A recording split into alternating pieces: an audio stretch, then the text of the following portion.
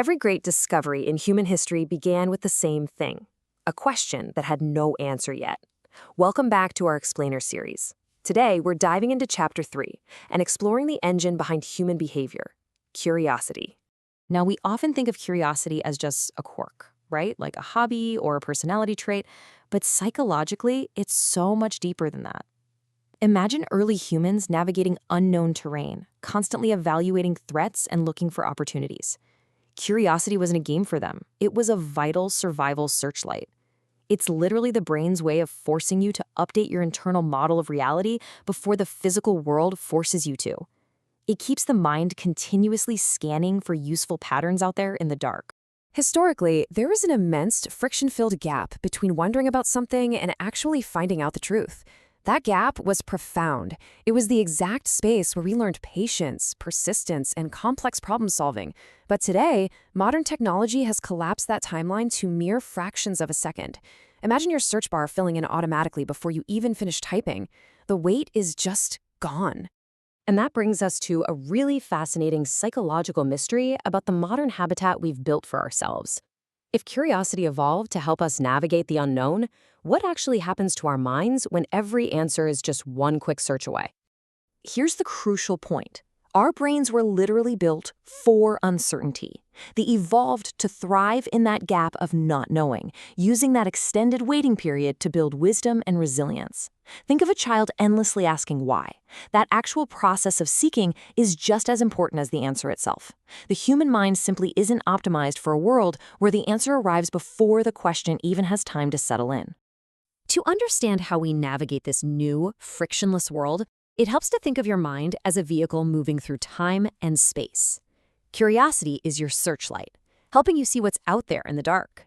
Desire is the steering wheel, helping you choose where to move. And access? Access determines the road surface, the actual friction, or lack thereof, on your journey. Let's look a little closer at that steering wheel.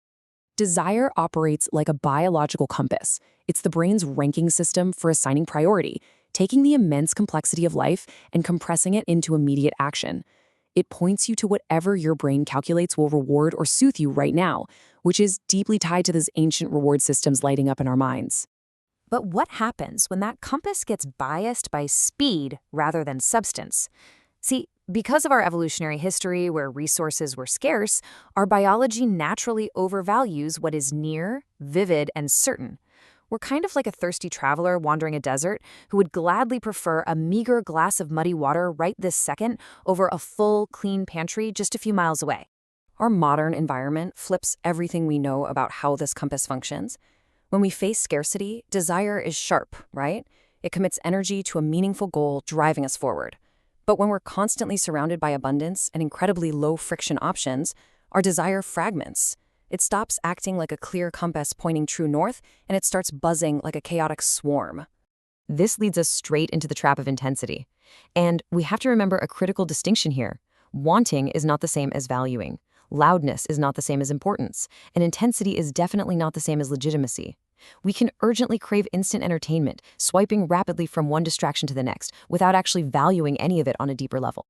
So every time we act on those intense, short-term desires, we're learning. What does this frictionless convenience actually teach the human nervous system?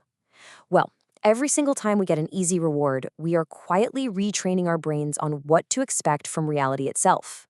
Let's break down how this distorted value loop builds. First, attention or a feeling of boredom appears. Next, instant access provides a quick escape. That escape feels really rewarding in the moment.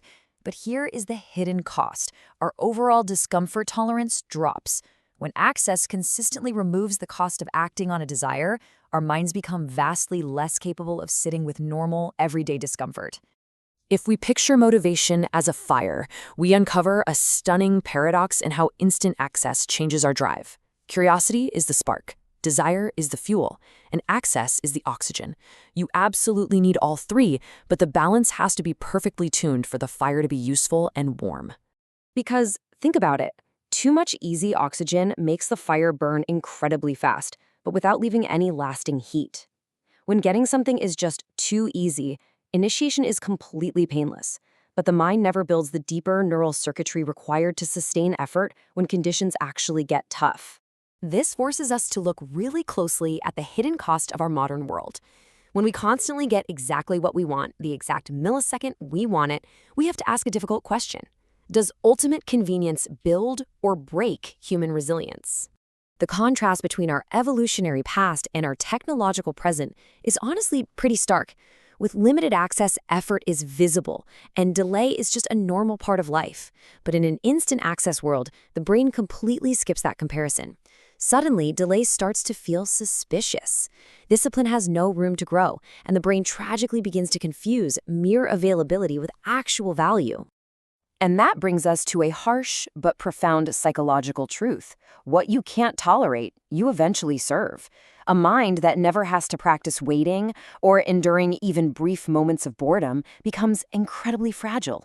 It becomes easily steered by fear, craving, and whatever happens to be most convenient in the immediate environment.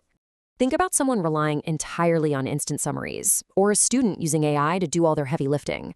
Sure, the output is produced quickly, but their underlying judgment quietly weakens because they get less practice struggling with unclear material. They lose the ability to hold a complex question in their mind and really reason through it. The brain skips the productive struggle that builds true, lasting comprehension. Now, to be clear, we don't need to reject convenience entirely. Access is an incredible gift. It can save time, it can widen human opportunity. It's a tool, much like a chair. But dependence is the danger. Becoming completely unable to stand without that chair is where our judgment fails and our natural resilience thins out. The overarching lesson here is that human intelligence doesn't just disappear in the modern world, it simply becomes shallow when deprived of the resistance it inherently needs to grow. Curiosity needs uncertainty, desire needs distance, and judgment absolutely needs friction to develop and mature. Ultimately, what this means is that we need a better internal filter, not just more external information. True discernment means trusting our curiosity only when it genuinely deepens our understanding and intentionally hitting pause when convenience tries to lower our standards. Curiosity needs the gap between question and answer to thrive. When that gap closes completely, something changes, and that leaves us with a profound realization to carry forward. If humanity evolved through waiting, effort, uncertainty, and anticipation, what happens when those barriers disappear?